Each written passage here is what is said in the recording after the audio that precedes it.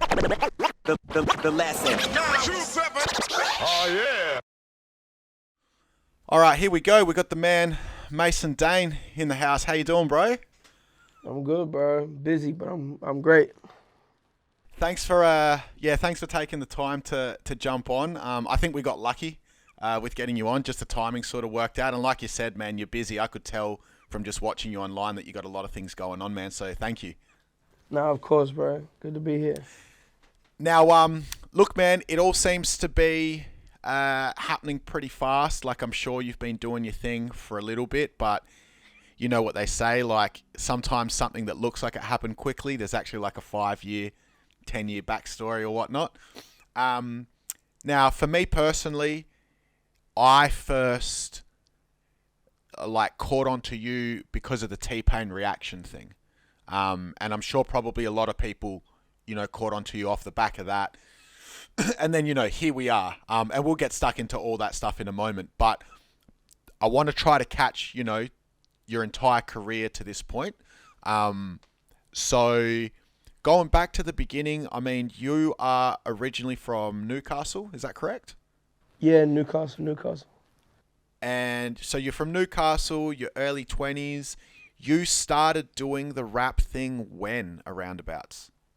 Man, I started making my own songs. I was probably just before I turned 18. Pretty much I'd always played music growing up. Like, my dad plays music, my granddad plays music, my mom. Everybody's, music has always been a thing. And then sort of when, throughout school I'd play instruments and sing, but it was never in my head to, make a song. My mom would always be like, yo, make a song. I'm like, make a song about what? How am I gonna you know what I mean? It was just never a thought in my head. But, when I was 17, my cousin, I went and did year 11 and 12 in Wagga. And I was living with some cousins. And my cousin made beats. And I was like, yo, show me how to use FL Studio. So I made beats for probably 6 months or a year, really doing that. And then just put it together, bro. And then, yeah, probably 2018, I made my first song where I was like, okay, I'm going to put out a song. It's going to be you know what I mean? I put it out, my friends heard it and they're like, oh, no, we're putting this out right now. Cracked Photoshop, made a cover art, uploaded it to DistroKid and just put it out. And then that was sort of the first time I was like, okay, I could maybe I could make songs and really do it. Because at the time I was just making joke songs. I was making stupid shit with my boys. But yeah, so 2018, and then I just, at the end of that year, I announced an EP. I announced an album, right? I announced the album.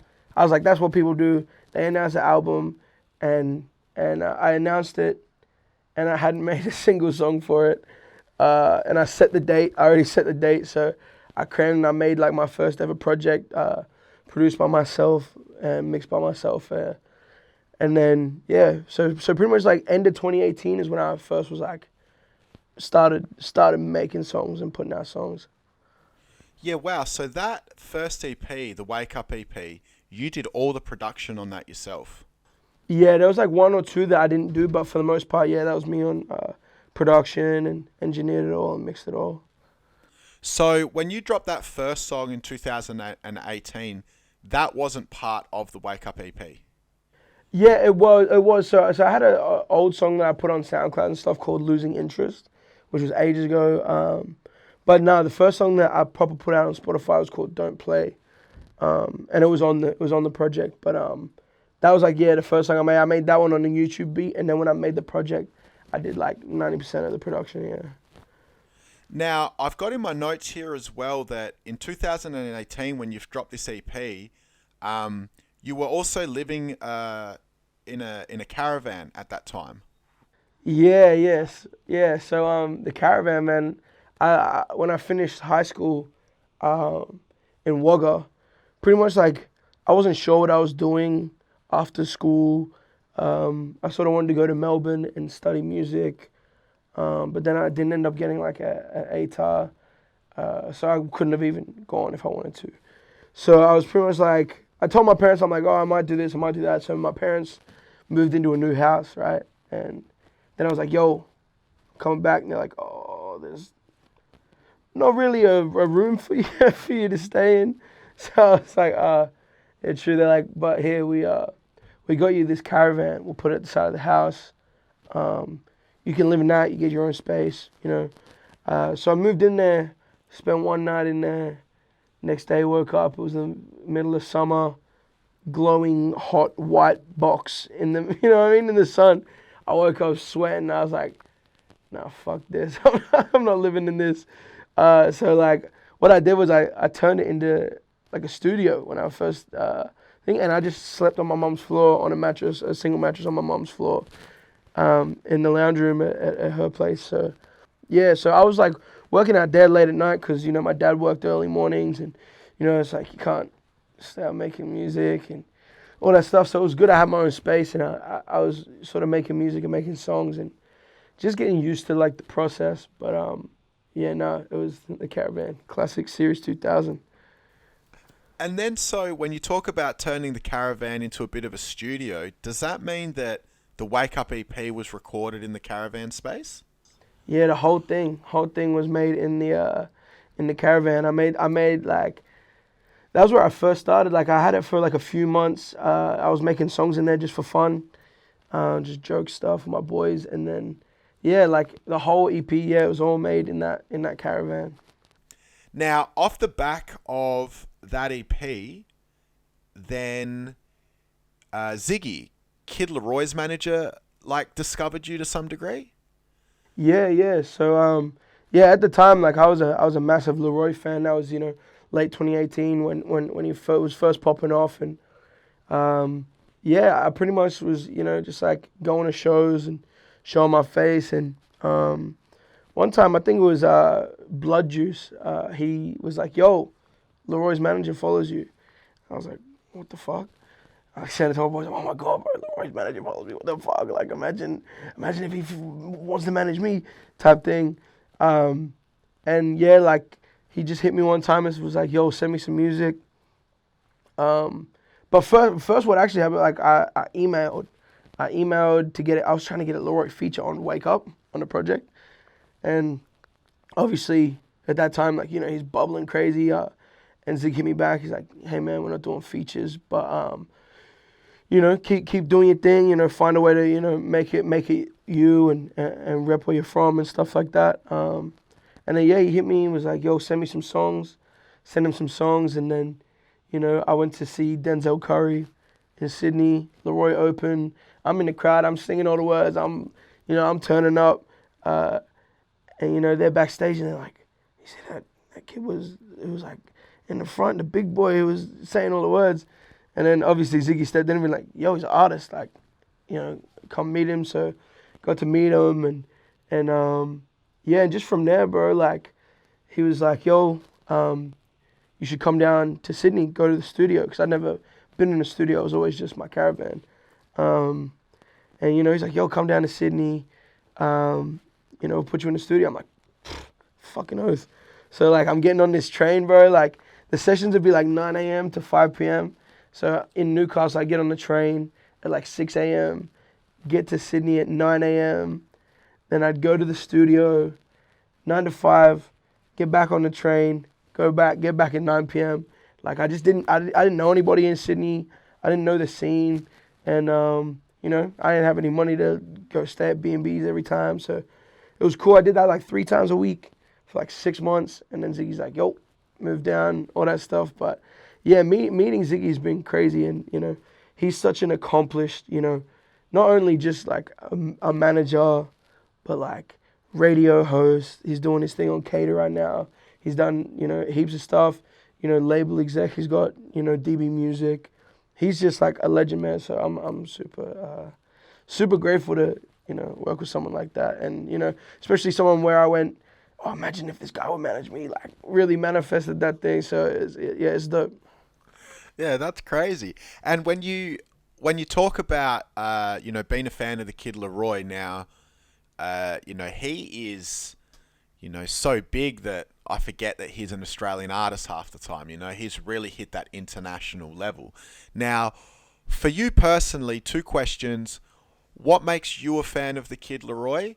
And also, why do you think he's had the success levels that he's had to this point? Yeah, I think what initially just drew me to Laroi, his music, I don't know. I think it was just different, man, and not being from, if you were in Sydney, there's been a scene for a while, but from an outsider's perspective, I really didn't know. I really didn't know that it was a thing, but I stumbled across his music and was just like, what the fuck? Like, it just sounded so dope, and it was like, he's putting out a project called 14 Was a Dream. You're like, this kid's 14 making these songs. And he's from Sydney, I think that's what, drew me in. And then, you know what I mean? Like, as you see him grow and you see, it's like seeing the whole come up of an artist that you fuck with is just dope. And then he kept getting better and then trying new sounds and stuff like that. So, I think that's, some of the I definitely think some of the reason he's had like crazy success is his ability to sort of pivot between sounds and through genres and, bridge that gap. But also, I think the reason he's succeeded is just like, he's just always done everything like in his interest, you know what I mean? Like whether for good or bad, like he's been like, I'm gonna do this, I'm gonna take over the world, and he's gone and done it. He's one of the biggest artists in the world. On that EP, that first EP, was the song Slide part of that EP? Yeah, okay. Slide's on that EP. And then, so the EP dropped in 2018. The following year, 2019, that Slide single was picked up by DJ Akademiks, and he did a reaction to it. Tell us a little bit about how that come about. Is that something that you reached out to him, or it just happened organically, or? Yeah, no. So me and my boys were just chilling. It was like early 2019, like in the summer. We just at my mate's place, and it was at this time he was doing a couple of like reaction stream type things. Like he was like, yo, this day we're going to be like, all right, cool. Donate to the stream. Put your link in there. He'll listen. So we just happened to be there one time, and we saw it, and we went, oh shit, we can get Akademiks to listen to a song. And yeah, man, we got it in. It literally donated like $2 or something and sent in the link.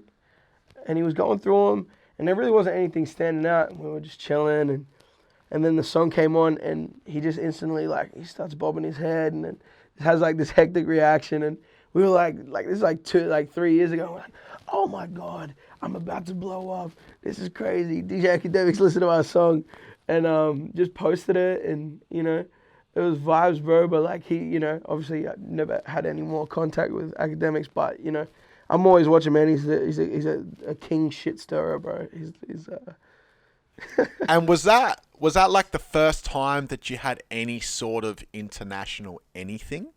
Yeah, 100%. 100% was the first thing dipping into America, at least. It was just never back then. Like I wasn't thinking, about scaling things. You know what I mean? Like I was just making songs, and I just put them out for my friends to hear. Like so it was definitely the first thing being like, oh, okay, there's like, you can reach people around the world from Australia. And do you feel like that kind of, put a little bit of a boost in your career? Like it gave you that bit of a push that you needed or wanted to keep going? Yeah, 100%. Because like even just from that, like having it on Instagram, and then I'm starting to get around people in Sydney, and then I'm meeting people. I'm like, yo, this and that. They get the Instagram, they check it, they see Akademiks, listen to my shit. They're like, okay, let me pay some attention to this guy. So it was, yeah. So there was like, it definitely helped in that aspect for sure. Like just being a talking point. Up until this point, correct me if I'm wrong, but you hadn't really done any live performances yet. Yeah, no, I did one on New Year's Eve, like, cause the project came out like December 12th, I think, in 2018. So then New Year's Eve, a DJ friend of mine pulled me. It was like, yo, I'm DJing at like a bar in Newcastle for New Year's Eve. So yo, come through like 11 o'clock, get up and do some of the songs. I'm like, yeah. I'm like, oh, I'm about to kill this shit. I get there, not one person in the crowd gave a shit about anything I had to say. I I got up there, did two. So I watched the video back recently. And I was like, oh my god, bro, it was so clunky. But up until that, like that was my first ever performance. I didn't perform until sort of like I think it was maybe mid 2019 that I started actually doing shows and stuff like that. Now I've got listed that in, I guess your first, correct me if I'm wrong, but your first proper gig, so to speak, was 2020 Road to Restoration. And I think that had like Mitch Ostermenis, Kobe D, Fracture, and a few others.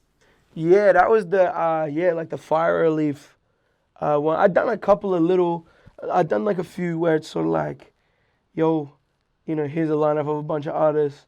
I'd be on first. I'd do a few songs, did stuff like that. But yeah, that was a friend of mine, Pfizer. She put that on, just to raise some money for the fires and stuff. Cause, I always forget that was a thing because just so much shit has happened, in this last couple of years. But yeah, no, that was dope. We did it at where did we do it at? Maybe Mary's Underground or something like that. But yeah, that was dope. That was a cool event. Now, in the same year, so 2020, did you get some sort of shout out or cosign from 360 for something that you were doing or a song that you dropped or something like that? 360 was actually last year, 2021. That was that was honestly like a few weeks before the T-Pain stuff happened. But that was like, man, that was a crazy crazy thing. Like I just got hit up by Jared from Off the Clef. He's like, yo, I work at 360. He's showing interest in you. And, when I was a kid in year 7 and stuff, bro, like Falling and Flying was crazy. It's really, really sick. He hit me up. He was like, yo, love your music, bro. Let's make some shit. I'm like, oh shit. He like went on an AU Dollars interview, shouted me out. Like that was such a sick moment. And, especially like in high school, I used to rock my hat backwards. People would, put it on me being like, oh, this guy's trying to look like 360. I'm like, bro, relax. But now, he's been such a G and shown so much love.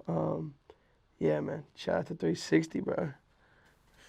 Now, on the topic of 60, one of the biggest things that ever happened in Australian rap, he had a hand in. And I'm referring to the 360 Kerser battle. Of course. I imagine that being a 60 fan, you were right tuned in and tapped in when that was happening. Yeah, 100%. Like year 7 or 8, I think it was. And me and my boys were just like, we would watch it every day, and we'd have our favorite lines, and even till then, like there's still lines that like I was hanging out with like one of my oldest friends recently, and we were just like bringing up just like the different lines, and like wow, like I think it was such a crazy moment, bro. Especially like having like two massive artists like 360 and Kerser, who to this day is still like some of the some real OGs for Australian rap. Like that was iconic, bro, iconic. I've seen this battle 50 times, right? Some days I watch it and I think Kerser won it. Other days I watch it and I think 360 won it.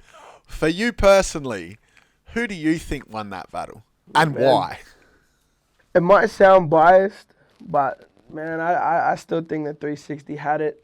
I just think it was like he was more creative. Like 360 had some hectic pieces. But I think just overall, like, 60 was dope, and then when he's, like, mocking him, and he's like, we don't hear a word you fucking say, you know what I mean? Like, I think he was just quicker with it and had, like, better rebuttals. It seemed like Kerser really came with, like, what he wanted to say, but there wasn't, like, a heap of, like, okay, now I've taken this, let me rebut it. So I think 61. I think so. 2020 is, when you had a bit of interaction with 360. And then the following year, 2021, is where the T-Pain reaction thing happened. And that's where I first caught on to you. Now, he reacted to your song Dash. Is that right? Yep. Now, again, walk us through how that happened. Was it a similar thing to the Akademiks situation or completely different? Or yeah, it was definitely similar in a way. So I'd been watching T-Pain's streams for a little bit.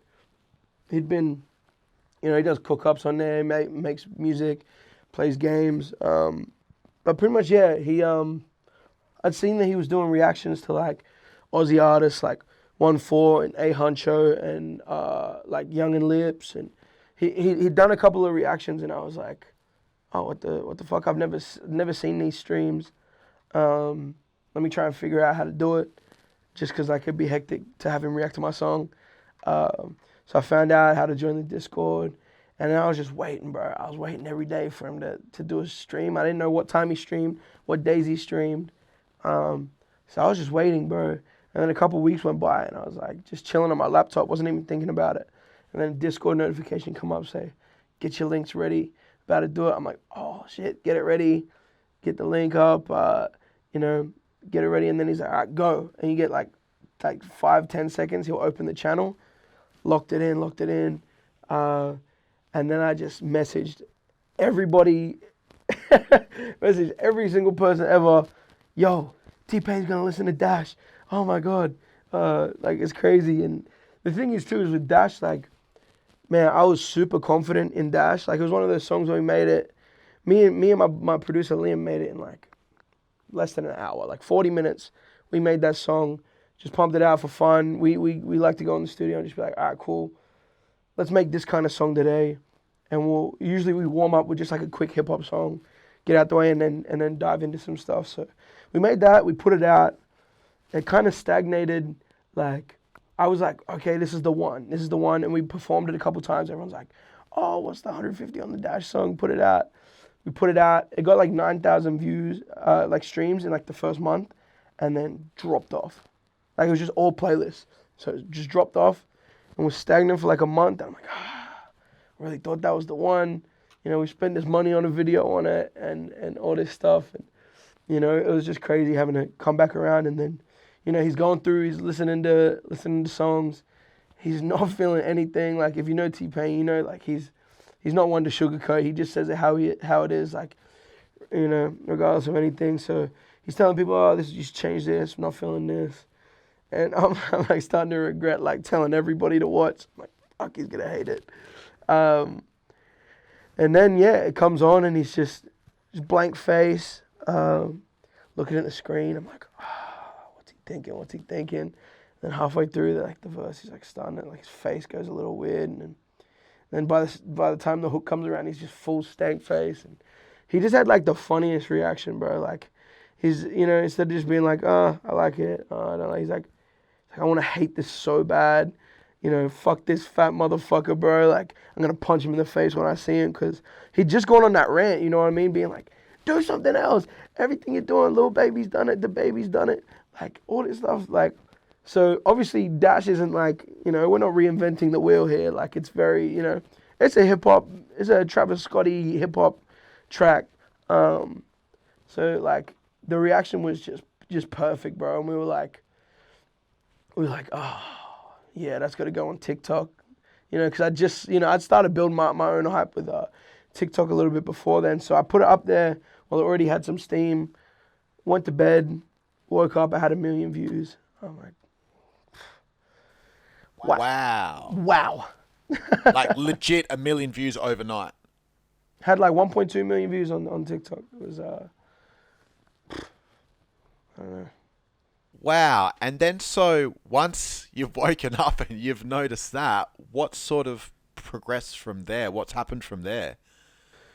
Man, like it was dope. Like I woke up and I had heaps more followers. I had like 1,000 more followers, which was like, I've been building my Instagram. For me, is like really slow to build. And I'm like, all right, cool. I'm at like 6,000 followers. I'm like, oh my God, bro, like, what the fuck? It's going crazy. Getting like YouTubers hit me up that like I watch, like stuff like that. And then, yeah, man, like some time went by. But I was like that next day, he was on stream again. And I was in the chat and I'm like, yo, TikTok, I posted your reaction on TikTok. Shit went viral. So he's like, wife brings it up, Pan, shows him. He's like, oh shit, what the fuck? Watches the TikTok, he's laughing about it. He's like, man, that's a good TikTok, man.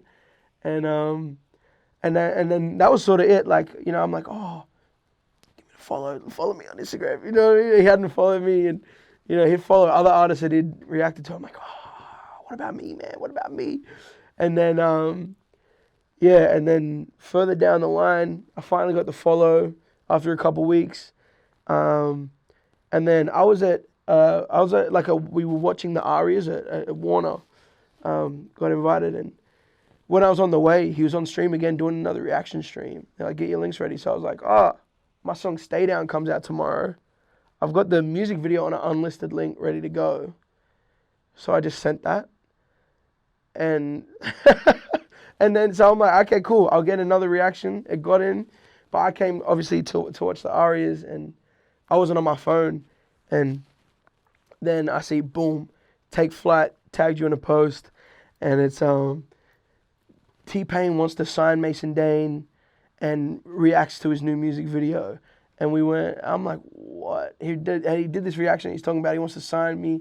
I gotta be Nappy Boy. I'm like, what the fuck? It's crazy. It's just wild. Right. And then so he's reacted to you twice then. Twice. And then so on the second reaction where he's, you know, talking about signing you, etc. What happened from there? Because I seen that, you know, at some point you announced that you were going to go on a T-Pain tour, but unfortunately, due to some visa issues, it's not able to happen at the moment. Fingers crossed in the near future. Is that the next thing that happened in regards to the whole T-Pain thing, or was some other stuff in between? Yeah, man. Like the tour is actually pretty recent. That's why we couldn't really get the visa stuff done because it was pretty late notice. But after that reaction, man, like, you know, he's like, oh, he wants to sign me. So then Ziggy's like, okay, cool, I'll step in, hit him up. You know, they had a call. Ziggy didn't even tell me they had the call, and he's like, yes, I was like just on the phone with T-Pain earlier. I'm like, and he's like, yeah, I'll make a group chat. He's just pretty much was just saying how hard he fucks with me, and he'd love to work together in some capacity, and you know. And then I was able to get on the phone with Payne, and he's like, yeah, man, like he was just like, man, I'm proud of you. People are getting eyes on you. I'm glad I can be a part of it. He's like, man, like I'm not too pressed. Like we don't have to, you know, I don't have to sign you right now, you know, whatever. But man, if there's anything I can do to help skyrocket your shit, he's like, bro, I know you don't want to ask me. I got you with a feature. I got you with a verse if you want it.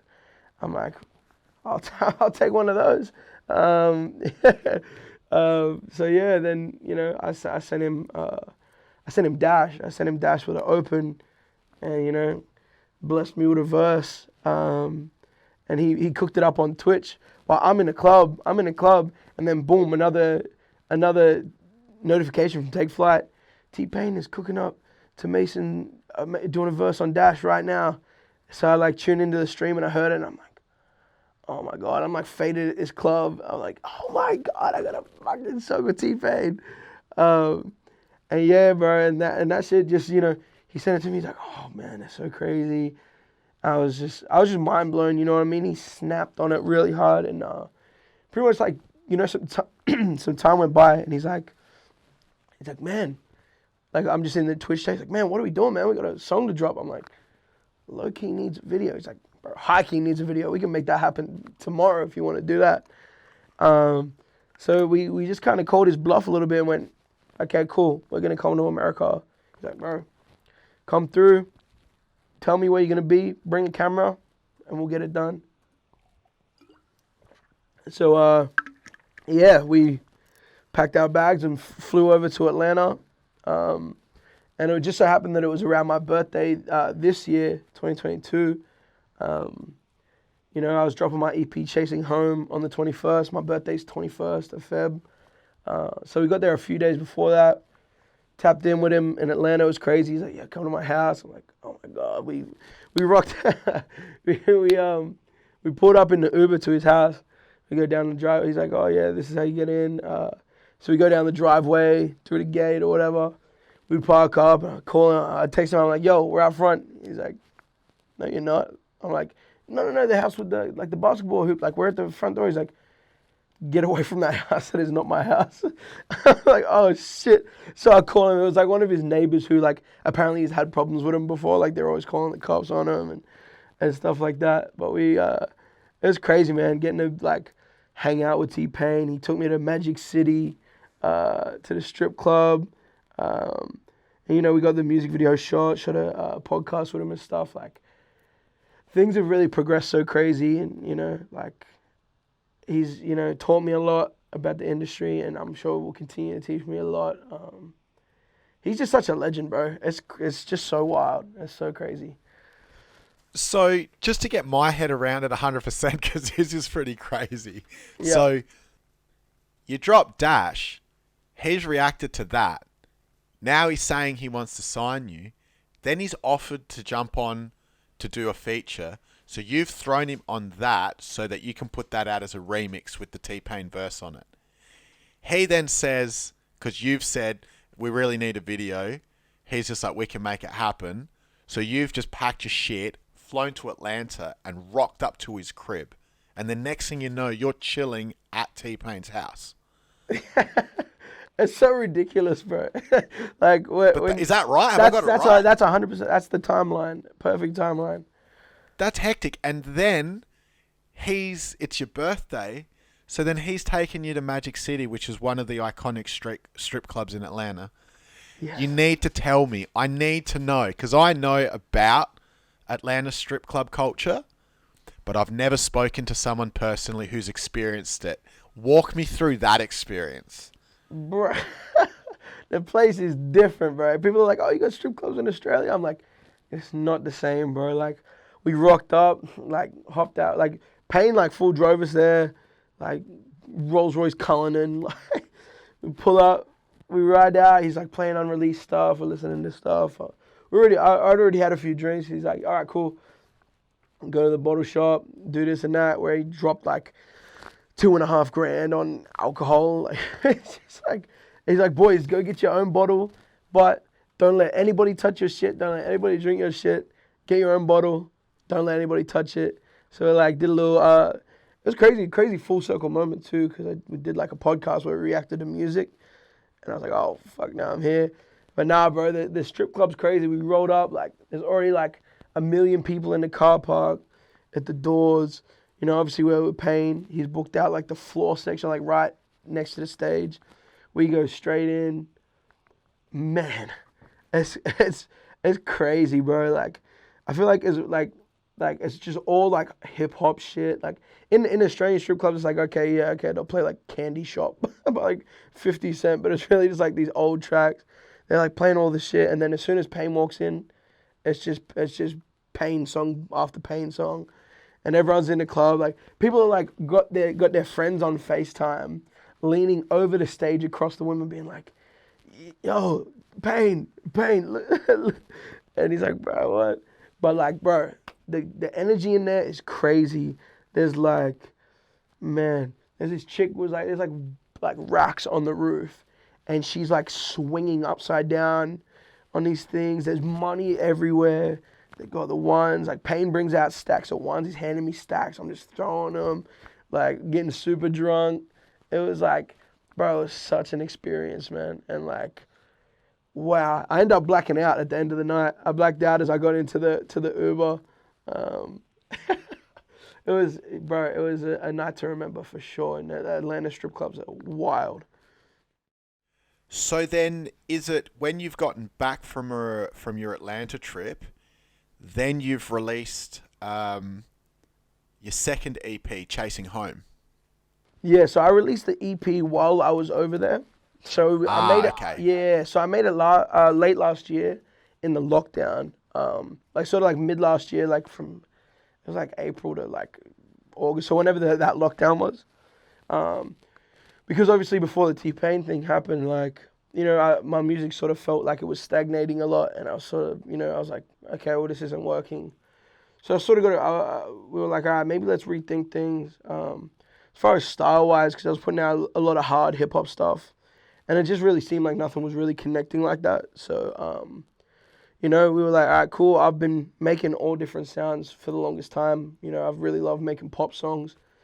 So we were like, here, let's make an EP where it's not just, you know, hits and hits and hits. You know what I mean? Like, we were like, all right, let's write I wanted to write something that rang true to me, and tells my story a little bit. From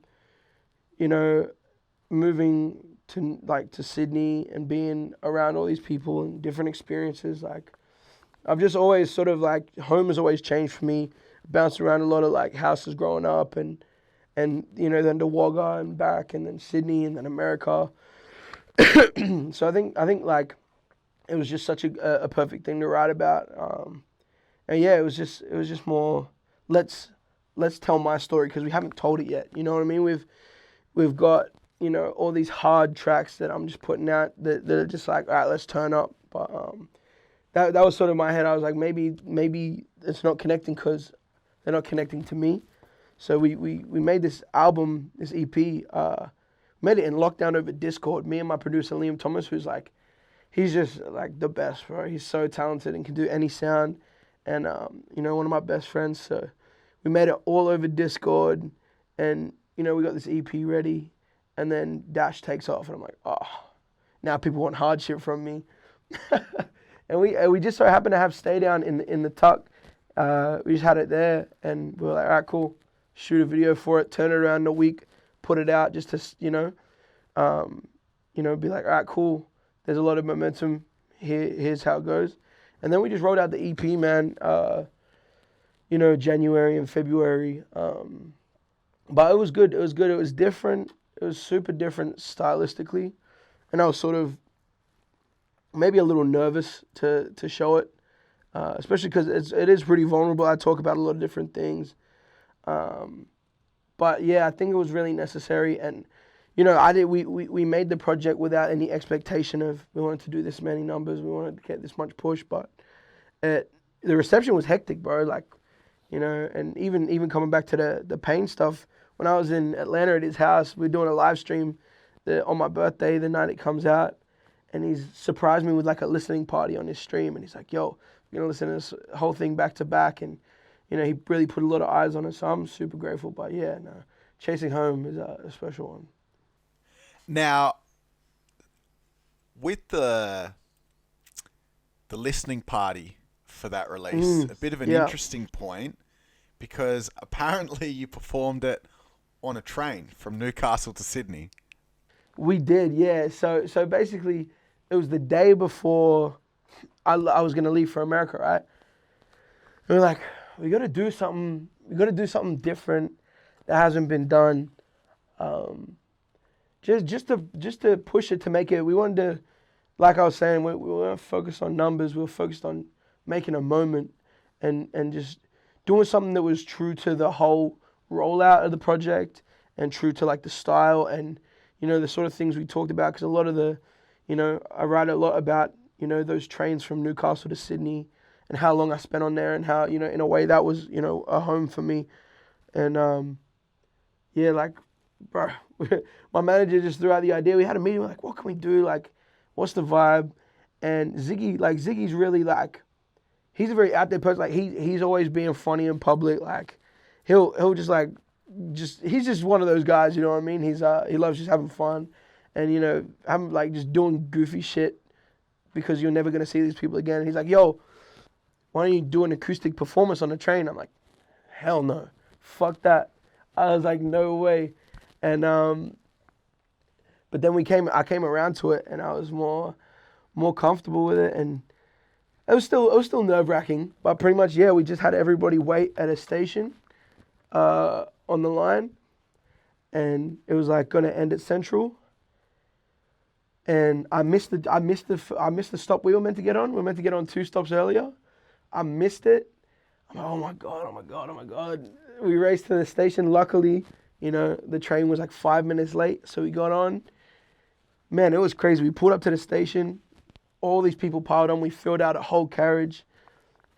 Man, performed a couple of the songs acoustically. It was just a dope moment, you know what I mean? And to have it be so true to like the things that where I've come from and all that stuff, like it was really something special, bro. And everyone had a great time. And then we went and just turned up at Butter in Sydney. And then, quick sleep, get on a plane to America and set off. It was really sick. You've come back, and when you've come back, that's when you've done the Chasing Home tour? Yeah, we've actually just finished that. This last week, man. It was obviously my voice is still a little fucked up from that. But yeah, because originally I was meant to be going on tour with T-Pain. That was, we sort of in Atlanta was when he first mentioned like, oh, it'd be dope to bring you on tour. And then by the time we, all that stuff, the visa was gonna take too long to get done. So it's been pushed aside. But in the meantime, Ziggy was like, yo, let's do an Australian tour before you go, just to get used to playing shows and being on the move. And I was sort of like, oh, I don't know if like we're there yet to do my own tour. But lo and behold, man, it was a really sick experience. It's, my first time being the headliner. I've always been on a lineup of a bunch of people, and yeah, we I was grateful and lucky enough that my hometown Newcastle sold out in the first day, and that was a crazy moment. And I got people hitting me. I got like super close friends hit me, and like even like some cousins hit me like, yo, can I get? I'm like, there's nothing I can do. So like that was crazy, man. We started the Chasing Home tour, and we did it all in like four shows in 5 days. Because obviously next week we were meant to be taking off to America, so we just crammed them all in. But we set off, and it was sick, bro. Like going to different cities. Like Perth showed out, bro. Perth was, I never would have expected it. I never would have thought to go to Perth, but we, last minute, these guys were like, yo, we want to have you here. So we went over there, and Melbourne was crazy too, and to finish it off, at a sold out hometown show was just, it was dope, bro. I was playing songs off the Wake Up EP, and everyone knew the words. Like that's like the craziest thing to me, because yeah, I haven't performed any of those songs in forever, and people are in the crowd are like, do Slide or do Don't Play, and like Ziggy's in the background like sneakily sending songs to my DJ, and my DJ's dropping these songs. I'm like, I don't even remember the words, but they're like, everyone's turning up. Like, it was so sick to like, as an artist and as a performer, like, you see comments, you see, people who hit you up, but to be in a room where it's like the sole reason people are there is for you, like, it's so sick, and it's really like some of my first experiences of that. So are you, because the first one did so well, and it's a small number of shows in a small number of time, are you looking at perhaps doing another Australian tour before trying to go overseas, or you're not too sure? Or man, I'm not too sure, but I would love to, now that I know that there's people who are out there that want to come to shows. For now, really, I want to keep doing shows this year for sure. I really want to do like some openers and stuff. I know there's, now that international stuff's coming back, it'd be cool to open for some international artists on their Australian tours. But yeah, bro, I'm trying to go back to America just for a little bit to kick it and get amongst it, just like tourism, be back around and tap in with people. But hopefully, Payne wants to come out here soon, and we can do that. So get the ending to the story that we wanted. But yeah, shows, man. I love performing so much. I feel like I've really gotten to a point now where I'm super comfortable on stage. So definitely trying to do heaps of shows this year. now, I'm not sure if you spoke about this or it's something that is a thing that's spoken about, but the Post Malone effect. That was me. I thought so. Now, for people who don't know about this or haven't heard you talk about this, explain what the Post Malone effect is and how you feel that is relative to your career and your situation. For sure. Well, I think like when you think about like 2015, 2016, when Post Malone first came out, he was this chubby white boy who was making hip hop music. Obviously, he had like braids and cornrows or whatever. I haven't obviously dipped into that, but he came out and everyone was like, "Who the fuck is this guy? why does he look like this and why does he sound like this? You know what I mean? And people were so blown away by it that they couldn't take their eyes off him, and it sort of made him this polarizing figure that people would talk about. And I think, you know, like, I think that really rings true as far as like me and my music. You know, people don't expect this fat white boy to be doing, sounding like this, or, you know, like, people are like, oh my God, this guy, I thought you were a black man and you're a young white boy doing this thing. And I'm like, you know, it's, you know, some people are discouraged by it. Some people are like, oh, no, like, I don't, no, like, oh, this and that. But to me, I think it's kind of a superpower, to be honest. People never know what to expect. And there's like that level of shock value that, like, I love. You know, when I was first coming to Sydney and I'm in these rooms with people, I'm in the rooms with Manu Crooks and BYs, people that I'd listen to, and you'd play people a song and they go, this is you.